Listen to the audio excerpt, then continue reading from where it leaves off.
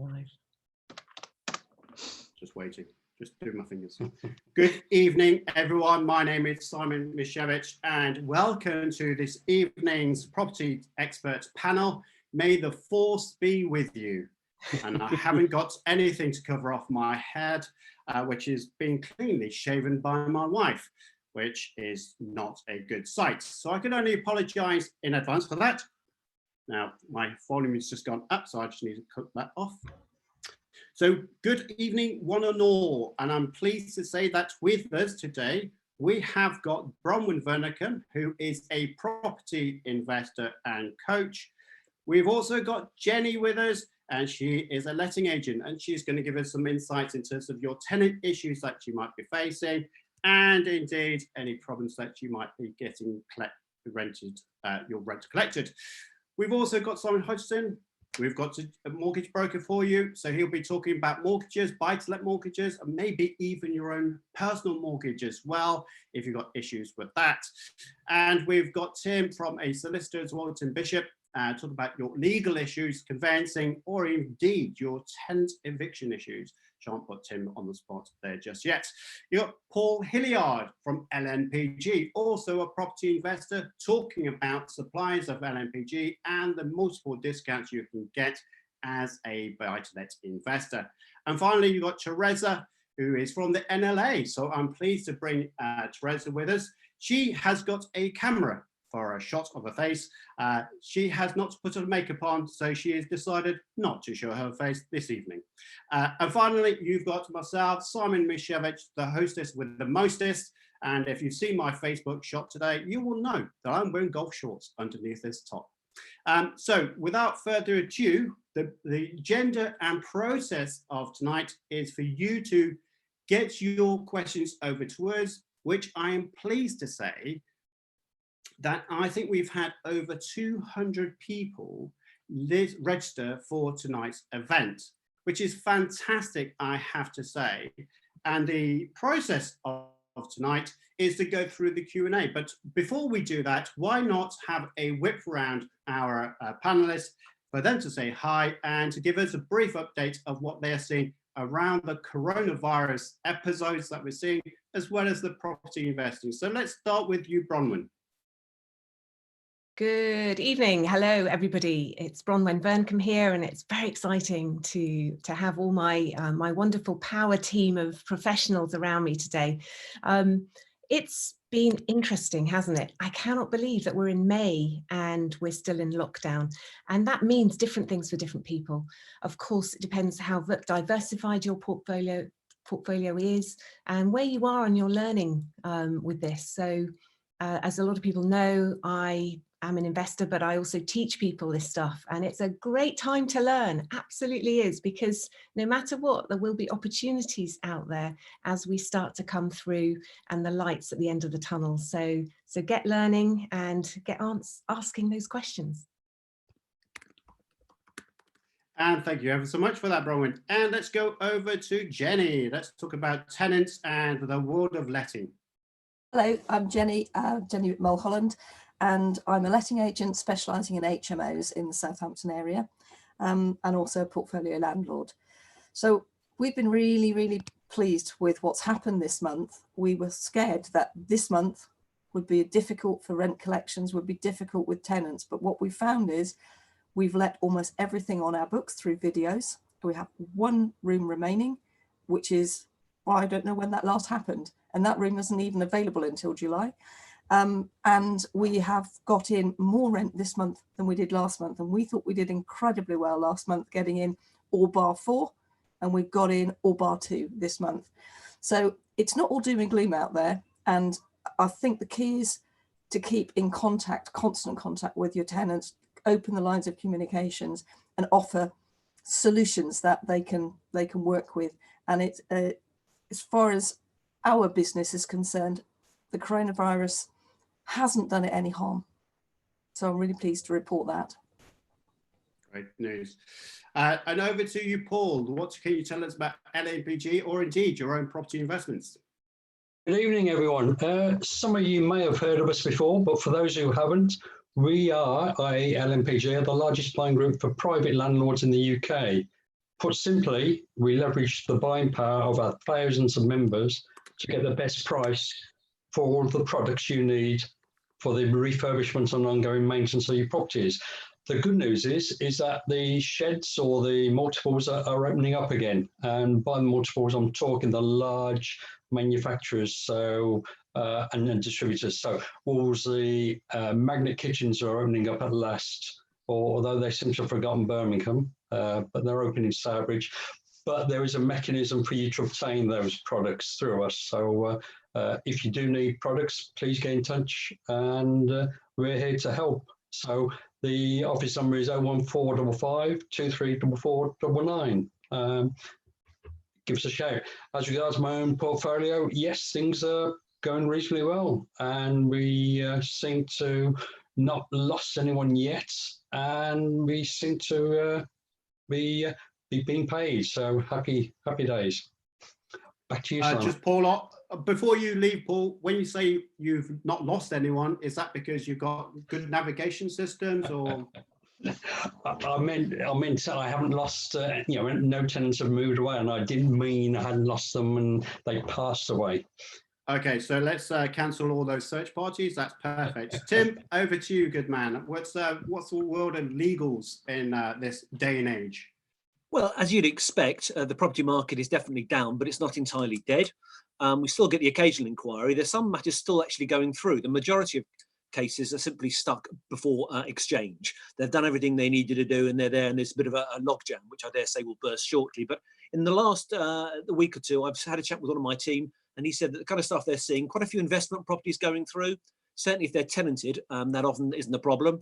And sometimes if they're empty, we're doing some commercial leases. We've got a couple of right to buys finalising next week. So things are clear going through. I know we're talking to clients about a few possible delayed completions. So the market isn't dead, but there's an awful lot of stuff that's bunged up, ready to go. So that's the main thing, I suppose, in terms of our conveyancing work. We normally do something like 12, 13, 1400 conveyancing items a year. It's fair to say that not many are completing at the moment, but I think that will change shortly. How quickly it'll change and how much, none of us know. On a personal level, my HMO is full and being paid. One thing was interesting. I've got 6 flats I did a commercial conversion with. 4 have been serviced accommodation. I thought that we'd lose some of those, so I was arranging with the local authority to take up a couple of homeless people to fill on ASTs for 6 months. But in fact, the SA has kept up 55% occupancy, which is more profitable than AST. That's with contractors. So that's been continuing. So that was quite surprising. So I'm pleased with that. So on the property side, personal side, no real change. On the business side, yes, conveyancing is down as you would expect, but there's still stuff going on. Good. Teresa, I didn't purposely miss you out, so let's head over to you, Teresa. What's your view seen on a personal level, but also from the NLA perspective? Hi, Simon. Just to let everybody know that my camera's not on because Simon says that I haven't got my makeup on. I'm having some technical issues, Simon. But yes, I'm representing the NRLA. So that's a newly formed organisation. We've the NLA and RLA recently merged. I am also a landlord myself. So just to cover that point off first, I'm not seeing any difference with my letting because I have tenants on benefits, and all the payments are still coming through with regard to that. So fortunately, I haven't been affected personally. As far as my role with the NRLA, I've worked for them for 5 years now as an area representative, holding meetings in my region of Northamptonshire, Nottinghamshire, Leicestershire and Derbyshire, just providing landlords and other attendees with legislative updates. The benefits of joining the organisation, I mean, we're quite busy at the moment, so we've got landlords calling our advice line, tapping into all the documentation to manage the tenancies. And also we sent out because we do regular surveys, so as well as lobbying on behalf of landlords, we need to know what the landlords are thinking, so we send out regular surveys. And just sort of throw in some figures, what a recent feel for what's going on. We managed to get responses from 3,000 landlords, and 48% are worried about deferred or reduced rents. A third are having difficulty finding contractors to carry out maintenance works. 26% are struggling to sort out the gas safe checks. And with regards to future trading, 43% were expecting a difficult trading period in the long term. So I just thought I'd just throw that one in for you. But yeah, that's it from me. Thank you, Teresa. And from my side, obviously, Simon Misiewicz from Optimise Accountants. Two sides, there's the tax side and the financial support, which is being given to the government. So the first one is VAT payments. If you had a VAT liability between pretty much the end of March to the end of June, you can have that deferred. You don't need to do anything. You just literally defer that payment until the end of 31st of March next year. So you do have a long period of time to pay it, but it does mean you still have to pay it. So please don't get yourself into a hot pickle whereby you've got 2 VAT payments next year to pay and don't have the money. But that's a great support from HMRC. The other side to it, for self-assessment tax purposes, normally we'd be paying the second payment on account if you had a tax liability to pay on the 31st of July. Well, that's now been deferred until the 31st of January 2021. And if you have any other form of tax, such as corporation tax worries, then indeed you can go on a payment plan as well. So please do make those calls to HMRC and help yourself out from a cash flow perspective. Talking of cash flow, the British Business Bank does provide loans. We've seen now the bounce back loans that have been initiated by the government for those people that couldn't work with the previous loans, the coronavirus loans. So you can get some more support. That's pretty recent, so you do need to jump on that as soon as you possibly can. And I will be doing a YouTube video talking about that particular loan as well. So do watch out for that. As usual, what we're going to be doing in this session, I'm going to use my handy phone right here. By the way, that's not an advertising for Apple. This is not a sponsored video. I'm not earning any money from it yet until Apple come forward. But in the meantime, what I will be doing is reading out the questions and then pointing those out to one of our panel members, and they'll be going through. As you're watching this, though, please make sure that you do type in your questions. I have that on my right-hand side. You may have to forgive me if I start squinting because I've got pretty poor eyesight, but I will make sure that your questions get answered tonight. Simon, so the first question. Simon? Yeah. Yes. We've got Simon. I just got to do a little bit. Oh, Simon Hodgson, I am so sorry. He came late. He came so late, audience members. So I just forgot him. That's the truth of it. So unfortunately, so forgive me. That's a real bad. I said hostess with mostest mistakes. So let's go with the Simon Hodgson, and if you could do your update, that'd be fantastic. Absolutely. Sorry for that. Yeah. Hi. Hello, guys. So I've been involved in property nearly 20 years. So I've seen the good times and the bad times. It's hard to imagine that we've gone past a whole month since we last spoke. So just really to kind of give you an update, as we know, lenders have been reducing the loan to values of their product offerings really because they are uncertain. It's not because they think the market's going down, particularly by the amount they're reducing the loan to value. It's because they're perceived uncertainty. If you imagine, a lender needs a few things in order to be confident to lend into a market, and that's valuations, and valuers clearly aren't going out, and without valuations there's a very weak amount of sales going through, and without those it's very hard to kind of gauge where things are. So in behind the scenes, the RICS, that's the Royal Institute of Chartered Surveyors, have been putting together some new guidelines as to how valuers can go out within this coronavirus period, which is really, really good. I did hear from one of the valuation firms what had stopped them from doing that potentially was the fact that their employees were now going to be sent into environments that were deemed to be potentially unsafe, and their PI insurance didn't cover them under those particular circumstances. That's been another thing that the surveyors have been looking to kind of get around. That's coming. And a bit of breaking news, I've been sworn to secrecy by a couple of lenders today because they're not going to be announcing this until Wednesday officially, but there have been some lenders that reduced their loan to values a month ago, and they will be bringing their loan to values back up, not quite to the levels that were pre-lockdown, but 70% loan to value where they have been pegged at 60. So that gives you an idea of where lenders are. So lenders are really quite liquid. There's lots of money available to lend out. There's no shortage of it. It's just being able to lend it to the right securities with the right amount of risk reward balance for the lender. So hopefully with the RACS guidelines coming out soon, we hope to see valuers going out in potentially the next week to 2 weeks. I say that really very tentatively. Once that happens, we can then see the market gain some solidity and some surety, and that's where we as investors can step back in and start doing some business. That's kind of it for me. Thank you. Well, stay on, because hot off the press came a question which is so relevant to what we're talking about here with mortgages. This has come from Heather, who says, will mortgage lenders hold payment holidays against us in the future when we're looking to borrow some more money? That is an absolutely brilliant question, and really, I'm glad I asked it. We all went into this, and I'll be honest, your payment holidays, I've said to everyone I've spoken to, payment holidays are the absolute last resort. If you have done it, you can't change it. But if you are contemplating doing it, please, please, please do everything you can to not do it.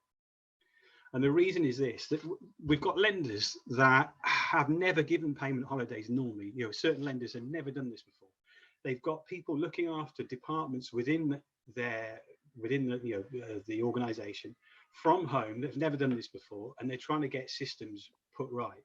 And we are effectively the guinea pigs. That's number one. Number two, there are some lenders that particularly haven't necessarily reported correctly to credit reference agencies, which is a massively difficult thing to get resolved. But moving on to the question in a direct response, I have seen lenders of late with recently submitted new cases asking if the applicant has had or is intending to take a payment holiday. And some lenders are asking to see 6 months worth of clear payments after the mortgage payment holiday before they will consider new lending. Interesting. Isn't it? Interesting. Now, they're not publishing this, and it's behind the scenes. It's being questions being asked by underwriters, and it's a bit naughty. I'll be really honest, you know, for a lender to kind of pull that out. However, you know, I think they're being a little bit short-sighted, because that's only part of the balance. If you've got a portfolio, and as Jenny was saying, that most of your tenants are paying their rent, and you take a payment holiday, well, your business isn't necessarily under stress, but you are looking to preserve your cash buffer in order for the business to ride through, which is what the payment holiday was kind of designed to do. It's a bit naughty, to be fair. But I rather suspect, and this is true of anything, even the new bounce back law, mortgages, the bounce back loans that have been offered by the government, the government say one thing, the banks say another. Absolutely. And that's always going to be that conflict between the showcasing on a 9 o'clock news bulletin by the government saying you can do something, but then 9 o'clock AM, the banks will say, no, we're not. Actually, you've got that wrong. It's a shame, really, because you know the government, whatever you voted for, whether you're blue, red, or however, the government have handled things relatively well in terms of coming out for packages for those kinds of people who have struggled. They were a little bit slow, possibly, for the small business owner, but they've now kind of covered that one off just. It's a shame, maybe, that not every other facet of business is supporting that can-do attitude, potentially. Well, let's go to it, because I'm just conscious of making sure we get as much out of it as possible tonight. So I will be keeping my eye on the time. Here's a question. I think this will be really well positioned to Teresa. I think it would be quite good. Oh, are you saying that's to me, Bronwen, that I'm quiet? So let me just turn up my volume, see if that's going to help. What would be useful is I've got a question about a tenant issue. It will cover the legal aspects as much as anything else, and it will cover a particular tenant. So I'm going to bring in Jenny, Tim, and Teresa into this debate. So the situation is, by Andrew is saying, well, I have a tenant that is refusing to pay the rent because they don't have the money. The guarantor, which is really the interesting point, is refusing to take any calls at all, and they're refusing to leave the property. So let's have your views. So let's start with Jenny on this. What's your views on this particular situation? Because this seems pretty stressful for the landlord. Well, yeah, it's a really, really difficult situation because landlords right now have got no way of dealing with this because we can't evict people. And people who are refusing to pay, refusing to communicate, refusing to do the right thing, they're not playing the game. Most people have got access to some money, and if they haven't, open the lines of communication. There's generally something you can achieve if you can communicate. Now, the guarantor, not even taking calls, I would be writing to them. Absolutely, I'll be emailing them and writing them in the post. I would be, you can't ask them to leave the property. We've been told we can't do that. As far as the tenant refusing to pay, if they are able to communicate with that tenant, try and establish why. What are they getting? Anything? Are they furloughed? Are they getting 80%, or are they getting nothing? And if they can't pay now, can they see a way through to paying next month or the month after? Is there some way you can see an end to this and put a payment plan in place that they might stick to? Now, I'm going to suggest possibly not, because it sounds like the whole thing has got very difficult. There might have been something going on prior to the coronavirus lockdown, the tenancy perhaps not going as well as it might, and there's something there where there's some attitude going on. In those situations, we'd normally just want to get rid of that tenant, and we can't now. I would suggest the Property Redress scheme have just opened a mediation service. It's something that was in the pipeline anyway. It's been brought forward with some government funding, and it is now open and available. It's not entirely free, but it's not expensive. I would suggest you start there. And for the initial consultation, it's £120. That's probably plus VAT.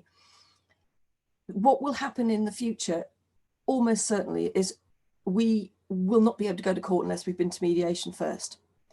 And because there's so much pressure on the courts, I would suggest try this mediation service. And if you're really not getting anywhere at all, because the tenant has to agree to mediation as well, I like Landlord Action. They are specialists in these difficult situations. They're the people that put on the TV program, Slum Landlords and Rogue Tenants, or whichever way it was. They are very, very knowledgeable, and I would get their assistance if this mediation wouldn't work for you. That's all you can offer in this really, really unfortunate situation. Good point. I think it's very valid points. Moving over to Teresa first of all, before we go over to Tim. What's your views personally, but also from the NRLA perspective? What would they say? No, Jenny's raised some good points there, and I think the point about communication is key, because it's understanding, why the tenant has stopped communicating. I mean, in stressful times, a lot of people will just panic and then just put their head in the sand and pretend nothing's happening. So it's obviously good to try and get that line of communication open. The NRLA have got a really good letter that we're sending out in our template section, a letter which basically addresses tenants who've stopped paying the rent, and the tone of voice is really nice, because we genuinely want to know what the problem is, and also pointing them in the directions of areas where they can get further assistance, and have they tried those avenues. It's basically just trying to find out what the situation is. So that's what I would add to that. But yeah, we are saying that tenants do need still to pay the rent, and any rent not paid now is literally just deferred, it's in rent arrears, and that we would be, the landlord has every right to progress that. Okay, thanks for that. And the man with the scythe, Tim, what would you do in this particular situation? I think I probably rely on the advice I've just received from Jenny and Teresa, to be honest. That's pretty sound stuff. I think the only thing I can add really is that number one, do make sure you get things in writing, because conversation sometimes can be forgotten or disputed. So if you are going to make any request, make sure it is in writing and you can actually prove it, because evidence is all. And lastly, two things occur to me. Firstly, in terms of any possible claim in the future, there's any point claiming against someone if they've actually got money, and this person may not have. The only slight query I've got is the guarantor. If there is a guarantor, and that's what I think I understood from the beginning of the conversation, then presumably there's a way of going after the guarantor. That's, again, provided the guarantor has money. Again, I think it's premature to go in hard, but ultimately that's what a guarantor's there for. Presumably due diligence was done, they've got some cash. So if there is a shortfall at the end of the day, the guarantor may well be liable. No, I would agree with that. I agree. Just for anyone who just noticed me smile, I'm going to ask this question at you, Bronwen. So brace yourself. The question I have for you, Bronwen, if you don't mind, is can you tell me what the difference is between your course and every else's course about property investing? Was that really a question? Well, fantastic. So my course is an online program of modules. It comes with coaching, and it also comes with my power team who are here today. So it's wonderful that each one of you here, I rely on day in, day out. And that's why I'm doing this Q&A live, because I rely on you guys and I need you to have a voice. And so my program is just, easy to follow modules with coaching, my power team, my book, of course. Did I mention my book? But this isn't about my course. This is about how many questions. So happy to answer them outside of this event, because I think we've got loads of questions still due. I think we have. I have. And last time around, interesting enough, they said the whole panel team said, "Oh, but there's no tax questions." And fortuitously for me, I organised this panel. So guess what? There's no tax questions this month either. Oh, drat. It's a total lie, by the way. It's a total lie. There is a tax question here. And the question is, should you use a limited company or should you buy properties in your own name? The simple answer to that is there's no generic answer to be given about you should have a limited company, you shouldn't have a limited company. And equally, whenever I'm asked that question, is my question back to them is, what is your long-term goal between right now, whereby you might be a high rate taxpayer, so the temptation is to be investing in a limited company, but then what about in 5 years' time? Because if you're thinking about selling, giving up your job, your PAYE job, to replace it with property income, you might be more tax efficient by keeping it in your personal names in the short term. Plus your mortgages, and I'm going to go to a question to Simon in a second, actually, on this very next point, is my belief is that you're paying more in accountancy fees in a limited company if you're not going to be a high rate taxpayer in the future, bear in mind. So you've got double taxation because you've got tax in the company at 19%. If you become a high rate taxpayer, you pay 32.5% tax. Well, you do the math, that's now 51% tax. That's a lot more of an issue than if you just bought properties in your own name. So do take my words as counsel to get professional advice. It's not something that I can just say, this is the answer, because it may be an answer for one person, but the person next to you, it could be the wrong suggestion altogether. So I appreciate that people do go onto Facebook, they do go onto LinkedIn, and someone will say, are you crazy? If you don't buy a limited company, Armageddon will be around the corner.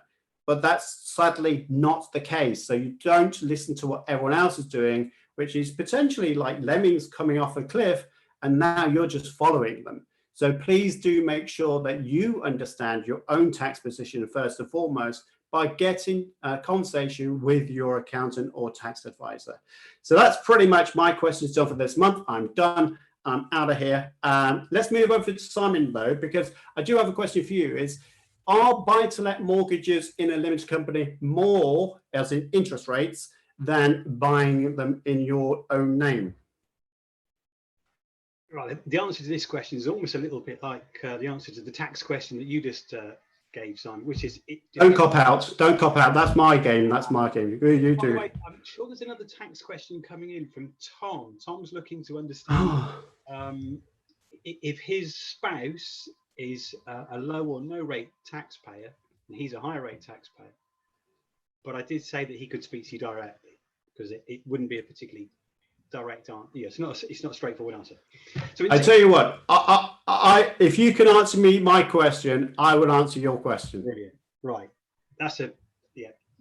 Okay. So if you are buying a simple property, so it's a single let or it's a simple HMO that has got 5 or less people in it, then the interest rates for buying in your own name are typically 1 to 1.5% cheaper than if you were to buy them in a limited company.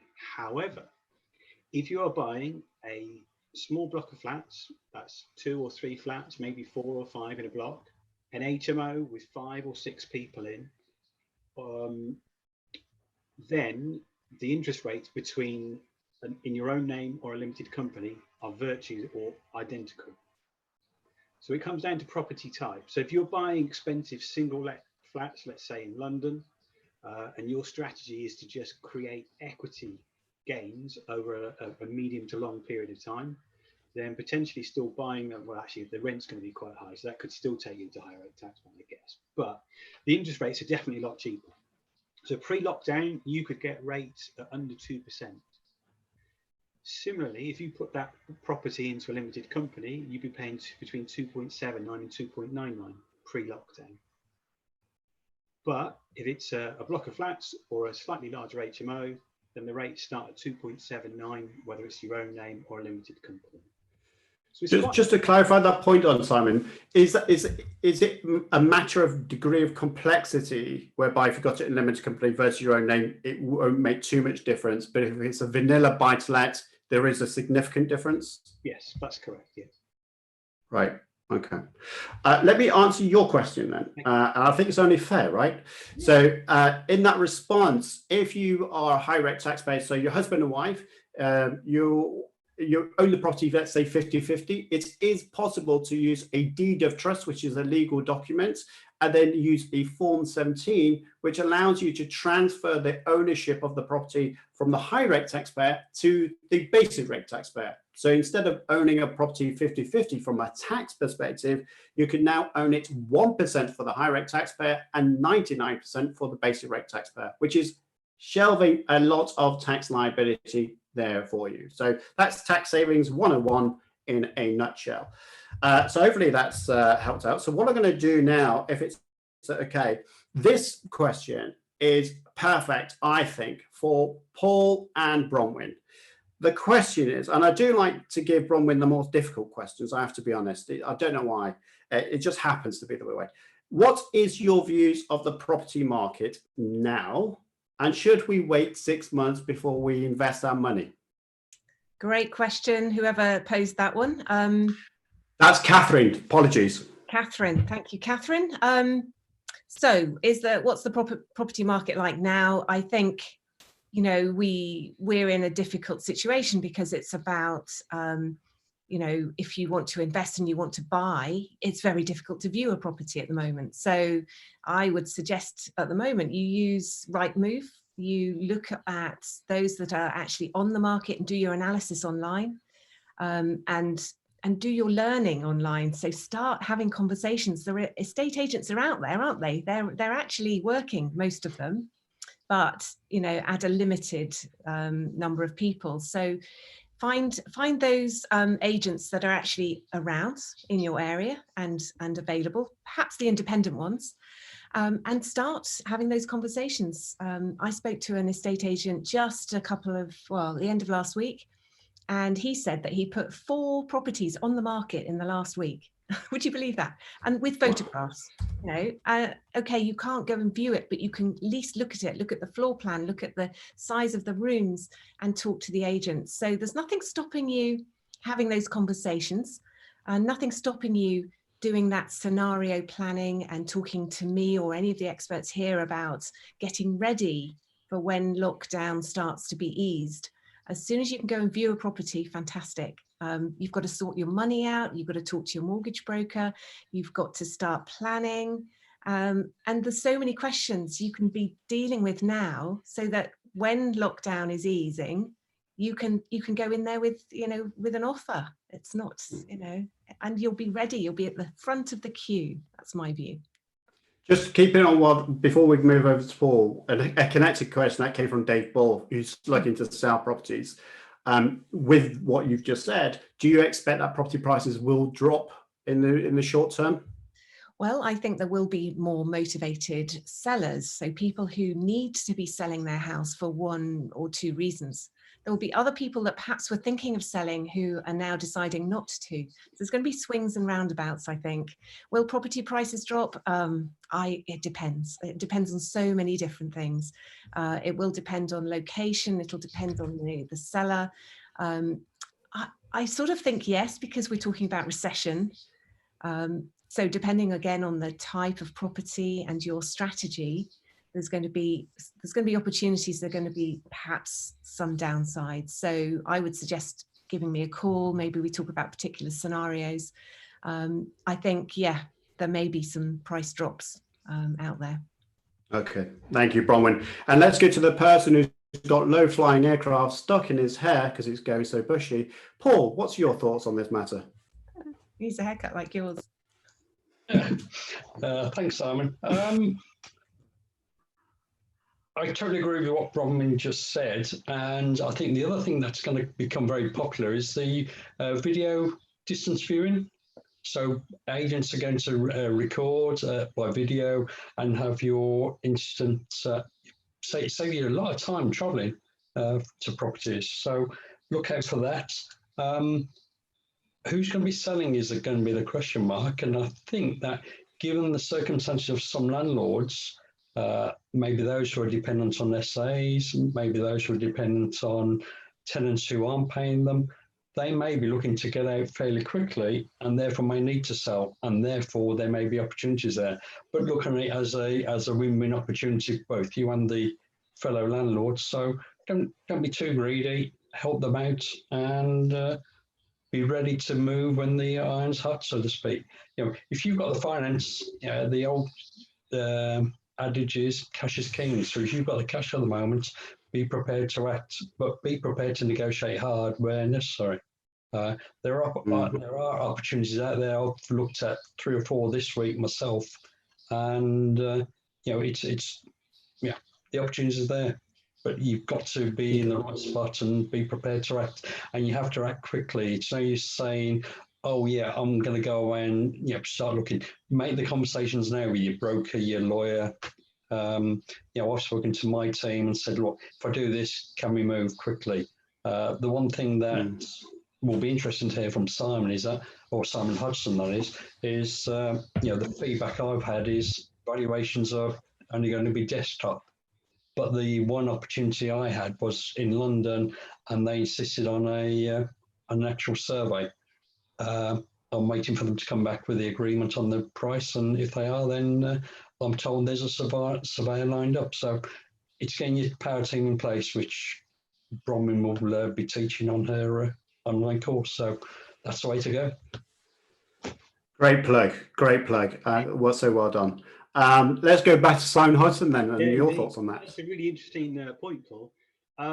So there are still some surveyors going out. So if we can prove, one, that the property's empty, then it is possible to get a surveyor out there. If it's tenanted, especially as an HMO, that is a very much more difficult set of scenarios. And I think we're going to go through a really interesting time if lockdown does end relatively soon. I think as investors, we need to kind of be there watching with hawk eyes as the surveyors start to go back out to properties, what their sentiment is, how many people actually remain or put their properties back on the market. So we get to see whether there's going to be a decent amount of volume, or whether there is going to be no volume, very low volume.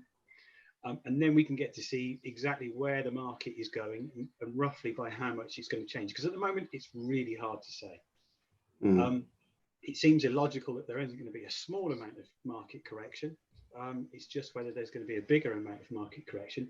It's also really worth interesting to note that most lenders have reduced their loan to values as we've gone through this uncertainty by about 10%.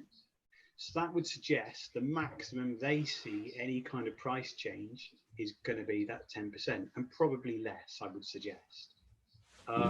But areas of high demand, I live, not that far away from Bristol. It's one of the hottest markets in the country. I don't suppose much will change there potentially. But yeah, it's going to be really interesting, really fascinating, and really key if you guys can to keep plugged into this power group team to watch how things come back. Yeah, it's really about how we get back, and the quicker they get the valuers back out circulating and doing valuations, the less that the impact is going to be. If we go for another month worth of lockdown, I don't know about the other guys, but I would really start to at that point go, this is starting to look quite dodgy, quite risky. But if we can get, as I say, surveyors out in the next week to 2 weeks, then I think there's a bit of damage limitation there. There's no shortage of cash. Banks are really quite liquid with money. There are a few lenders out there that were securitizing their loan book, and they've had to retract completely out of the market because they can't sell their securitization in this current uncertainty. But those banks who are taking traditional funding lines on the traditional swap rate into bank lending, there's no shortage of funding out there, which is completely different to how we went into the credit crunch, where there would, to get funding was just pretty much non-existent. Yeah, Tim, you need to unmute yourself. Good thoughts. Let's go over then to Tim and back to Jenny, if I may, because there's been a response from Joanna, who's listened to you in regards to what you said about the person with the guarantor, that not working out, not responding. What's your views now on Section 21, Section 8 and eviction processes and so on like that? Why don't we start with you, Jenny? Have you got any particular thoughts on this? Yes. Little known is that on the 6th of April, under the wire, without any pomp and ceremony, they changed the rules of Section 21, which has effectively got rid of accelerated possession. Now, it's going to be very much like doing a Section 8 claim. You've got to put an awful lot of extra information in, such as all the tenancy agreements, gas safety checks, your EPCs, proof that you sent them to the how to rent website, all of those kinds of things that were not part of Section 21 previously. It's really slipped under the wire, this one. So what looks like is going to happen is evictions are going to be much more difficult, and I think it will need to be done by a specialist lawyer or someone like the Landlord Action Group, probably after having tried mediation, because this whole eviction thing has now become very difficult for us. And although they say the Section 21 is still there, it's only in name, it's not there anymore. So that's the first thing. It's very difficult to get rid of anybody now unless you've got all of your paperwork fully in place. The big query on it is if you cannot prove that you gave the landlord gas safety check to the tenant before the tenancy began. It's still in Court of Appeal at the moment, but currently you can't actually evict anybody using Section 21 if that wasn't issued correctly. So a simple admin error could stop this all happening. Court of Appeal is on it. I think it's ridiculous. You can't do it in retrospect. If they've all been there, if you had it, but you didn't give it to the person. However, at the moment, that's still a big problem. So this person's got a very difficult situation. As Tim said, I would be going after the guarantor. Hopefully they're a homeowner, get a lien on their property if you can't get anything else. Eventually you'll get your money, but you want your property back. It's almost not about the money at this stage, it's about getting your property back. And to do that, you need some help to get an eviction process underway. Obviously, we're stuck with all sorts of extra rules and regulations during the lockdown, but it doesn't stop you issuing notice and get that 3 months running, get it going. If that is the only thing you're going to be able to do, get your property back at least, and then you can get renting it again. And maybe you can deal with the money issue as a separate issue later. But that's the advice that I could give, that's all. Great. Okay, Tim, over to you. What's your thoughts on this whole quagmire of legal issues? I'm going to follow Jelly. She's a specialist. Nothing more I can add, really, apart from, as I said before, the guarantor. Again, that partly depends on whether someone's done due diligence on the guarantor, because it's only worth going after someone if they've got cash. And of course, just because they have cash before, things are going to change. Although we talked about the housing market, one thing we didn't talk about was repossessions. I think that we may well go into repossession territory, because there are many businesses which aren't going to fail, but that's a bigger area. But nothing really to add to Jenny, apart from, if necessary, go after the guarantor. Perfect. Let me just ask that over to Teresa, because Teresa sent me a message. I've now got a three-way communication channel. We've got YouTube, I've got my text message, and now I've got Zoom chat as well. So I'm really on the ball. Thank you for putting me to the test, guys. It's really appreciated. So Teresa, you mentioned about the 25,000 cases. Why don't you give us a bit of a heads up? Yeah, thanks, Simon. You're doing really well in multitasking. You're not looking flustered at all. Yeah, just wanted to give a heads up to people, because even though we do have to give a 3-month notice now, some people are wondering, well, should I still file for accelerated possession? Currently, the courts have got a backlog of 25,000 cases in the system, which obviously they will be top priority once the courts have opened again. But I would say that, to still carry on processing your claim, because there are instances where you need to, with serious rent arrears and antisocial behaviour. And it's just to get that claim into the court so that the courts have, got it, and then they can, it can basically get in the pile, if you know what I mean. Thank you ever so much for that. Sorry, just looking at a question that's come in as well. Talking about limited companies, I'm most aggrieved that people aren't listening to me. I did say that there's no tax questions coming in, and it just looks like you're ignoring it. So you've been warned. I have got a penalty thing of 3 strikes and you're out. So any more tax questions and I will have to kick you off. So the question that came in about limited company was holding companies. How can they be used for buy to holds and flips? And just to make this as summary as much as possible, but if you have got limited companies, that's the way you want to go. Make sure that you have something called an SPV for every flip that you have, which stands for special purpose vehicle. The reason why you have a limited company for each flip that you do is because of risk. It's not about tax, but because if something should go wrong with that property development, and someone's asking on the YouTube chat, along with the WhatsApp group that I've got set up here,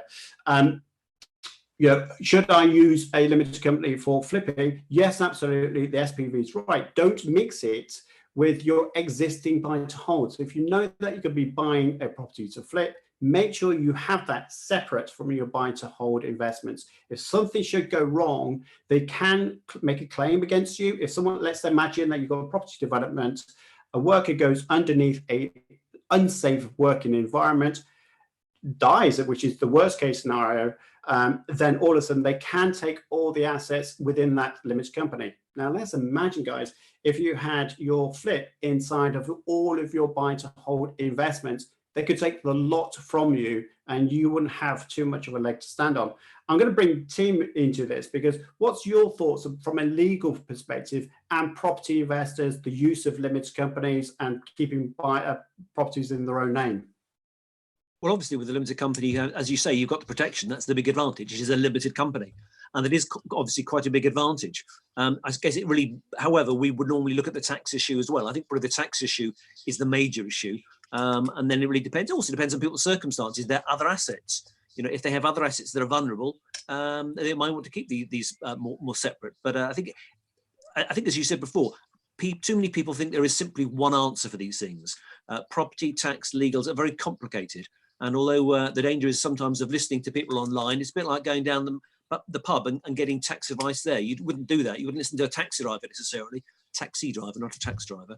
But I think these are complex things. But yes, there are some very good reasons sometimes to keep things separate. Although obviously there are more. If you do keep them separate, then the legal updates for Companies House you're going to have to do more often. It becomes more fiddly, as does, of course, having to pay accountants for more than one account. But it is a balance. But yes, there are strong reasons to do so. Good stuff. Let's bring in now Bronwen and Paul, who we've not heard from recently. We're talking about now property in the future. And I want to blend two questions. There's one question from, there's so many. I'm just going to go with the name Gary. It's not even Gary, but let's just call it Gary. And we've got Sarah on WhatsApp as well. It's not Sarah at all, but yeah, you know what I mean. So what we're looking at here is we're looking at post COVID-19. We're talking about people now remote working, which could be a big thing going forwards, right? How do we see what are the opportunities? Because I think we're looking at the kind of protection side, which I think is the right thing to do, but what are the opportunities with remote working and changing our property dynamics? Let's start with you, Bronwen, first. Yes, great question. My goodness. So if people are remote working and they don't have space within their own home, we all know how limited our space suddenly has become because we're having to be at home. So I suppose it's just making sure you've got the space at home and you've got you've got that opportunity. But if you're a landlord, then making sure that you provide somewhere for your tenants to work. So, either a study or a desk, certainly a desk and a really good chair, brilliant Wi-Fi. I mean, we've all found it has to be the fastest speed you could possibly get Wi-Fi, broadband. That's going to be absolutely essential. So if you start to provide those sorts of environments for tenants, then I think you'll find that, you're going to be ahead of the curve. Think about if you were there living there and you needed to work, because I think people will be working not full-time from home, but certainly part-time. You might be working maybe 2 days from home and 3 days in the office. So I think, think about what it's going to be like if you were doing that. I think you'll still, with serviced accommodation, you'll still be getting people who are traveling for work. So again, make sure that within those essays, they can be online, and that sort of thing. So yeah, I think there's opportunity. You've just got to imagine, put yourself in the shoes of a tenant, really. I won't go into commercial purchases, of course, and things like that, creating office to rentable space perhaps, but yeah, that's my view. Good. Paul, what's your thoughts? And just to add to that point, something else that someone else has now just begun to say is in terms of the way that people are demanding so much more, we are seeing a lot more people saying en suites. Will people start to say that they want a bigger bedroom if they're in a HMO, not just for their en suite, of course, but for their office if they're going to start working from home?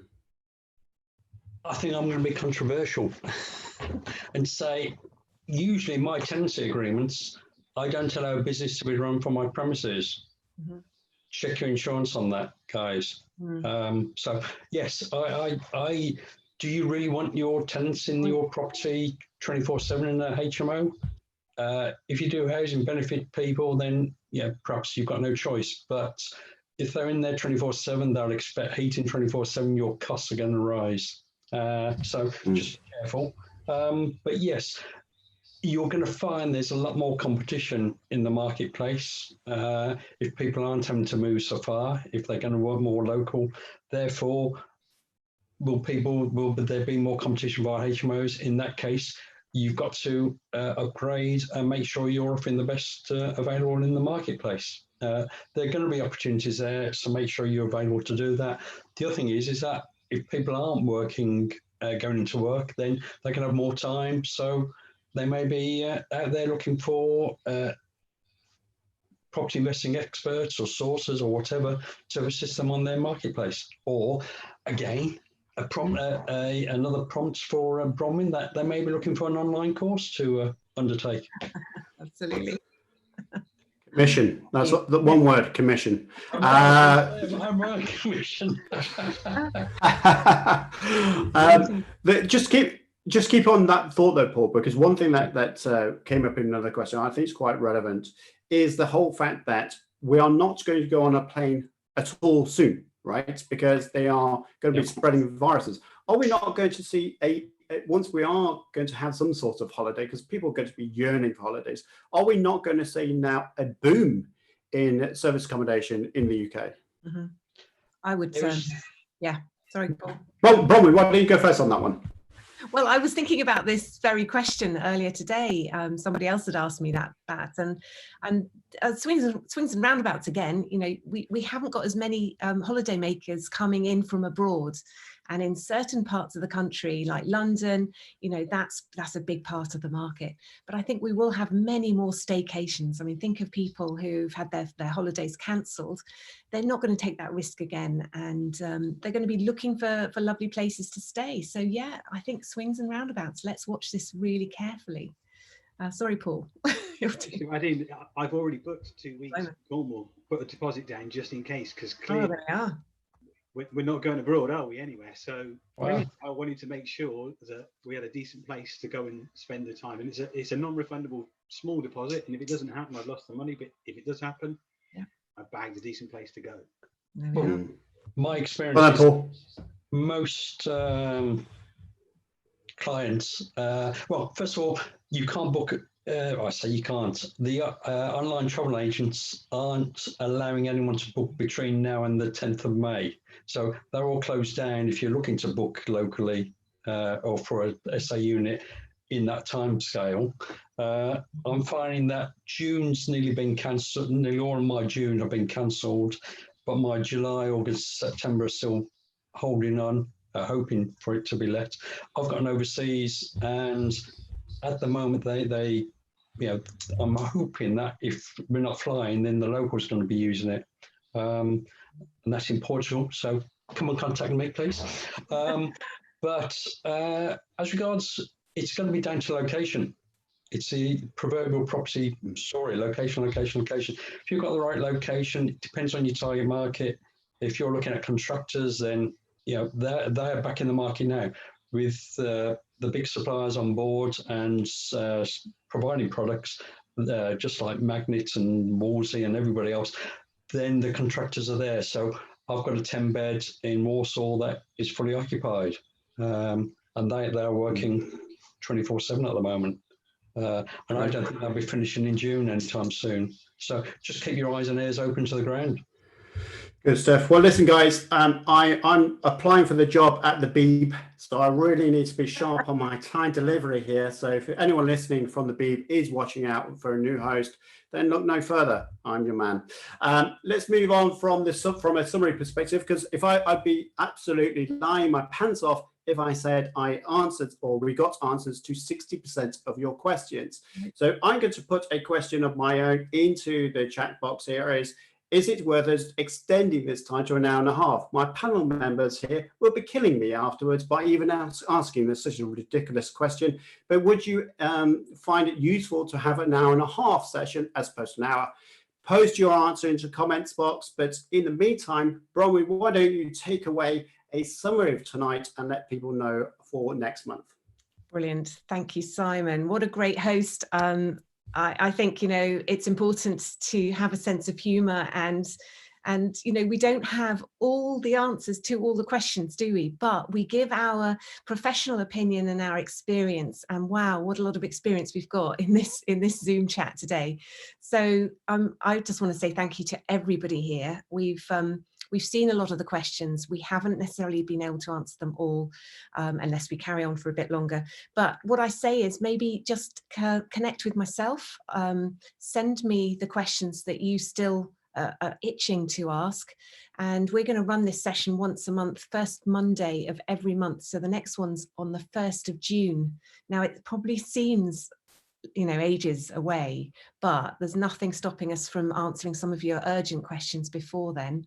And then just put that in your diary, 7 o'clock, 1st of June. So yeah, this is a wonderful power team. So excited that we can be helping a lot of people in this way and on this type of forum. So thanks everybody. It's been brilliant. Good night, everyone. Cheers. Right. Bye.